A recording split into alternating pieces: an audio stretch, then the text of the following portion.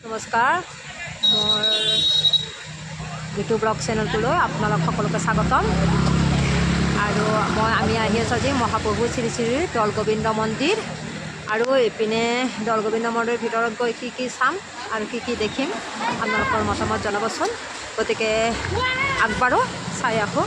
প্ৰথমতে আমি আহি আছোঁ এয়া গণেশ মন্দিৰ। গণেশ মন্দিৰত সেৱা জনাই এটা আৰম্ভ কৰোঁ। তো এইপিনে আমি আগবাঢ়ি আছোঁ। ইয়াতে বহুত মানুহ বহুত দূৰৰ পৰা অহা যোৱা কৰি আছে। গৈ আছোঁ আমি এইপিনে সোমাই আহি আছোঁ চাকি জ্বলোৱা গৃহ এইপিনে। আৰু পিনে গৈ ইমান ডাঙৰ মন্দিৰটো আপোনালোকক দেখুৱাই গৈ আছোঁ। এইপিনে আৰু পিনে কি আছে চাই লওঁ। মহাপ্ৰভু শ্ৰী শ্ৰী দৌলগোবিন্দ মন্দিৰ এইপিনে সকলোৱে আহিছোঁ।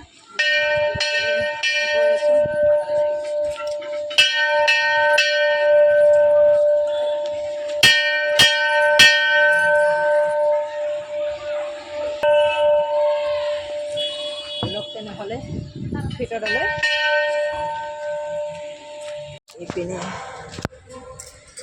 বহুত ধুনীয়া এই মন্দিৰটো, বহুত ডাঙৰ। এইপিনে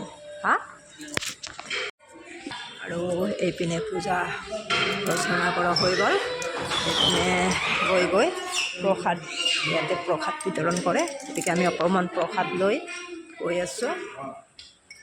ধুনীয়া ইয়াতে ভোগ বিতৰণ কৰে। ভোগ খাওঁ অকণমান।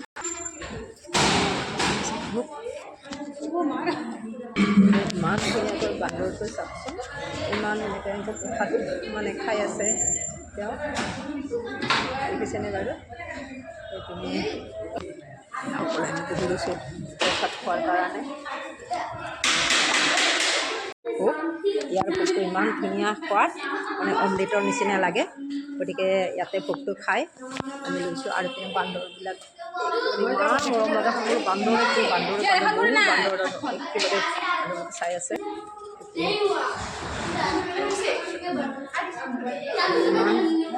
ধুনীয়াকৈ সিহঁতে প্ৰসাদ খায়। প্ৰসাদ ওলাই আহিলোঁ। এতিয়া আপোনালোকে আহিব, ইয়াতে বহুত ভাল লাগে।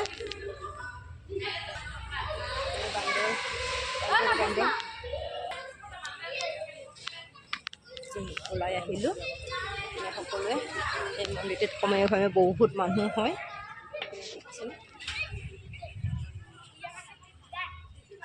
ইয়াৰ পৰিৱেশটো চাওকচোন, ইমান সৌন্দৰ্যগামী হয়। চাৰিওকাষে মন্দিৰটো ইমান ডাঙৰকৈ বনাইছে। এইপিনে যেতিয়া পূজা পাতল হয় ইমান ভাল কৰে। এইপিনে চাবলৈ বহুত ধুনীয়া। ইয়াতে বহুত দূৰৰ পৰা মানুহ আহে দৌলগোবিন্দত। আপোনালোকে নিশ্চয় শুনিছে, এইটো উত্তৰ গুৱাহাটীত অৱস্থিত এই দৌলগোবিন্দ মন্দিৰটো। সেয়েহে আপোনালোকক অকণমান দেখুৱাই দিলোঁ। আপোনালোকেও আহিব, ইয়াতে বহুত ভাল লাগে। আৰু বেছি মানুহ হ'লে ইয়াতো এইবিলাক ঠাই আছে সকলোতে।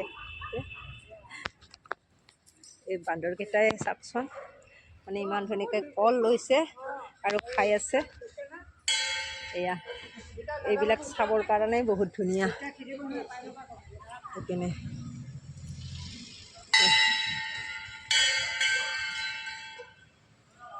সেয়েহে আমি সকলোৱে পূজা পাতল কৰি এয়া মহাপ্ৰভু শ্ৰী দৌলগোবিন্দ মন্দিৰৰ পৰা ওলালোঁ। আজিলৈ বাই। আপোনালোকে ভাল লাগিলে কমেণ্ট, লাইক, কমেণ্ট, শ্বেয়াৰ কৰিবলৈ নাপাহৰিব।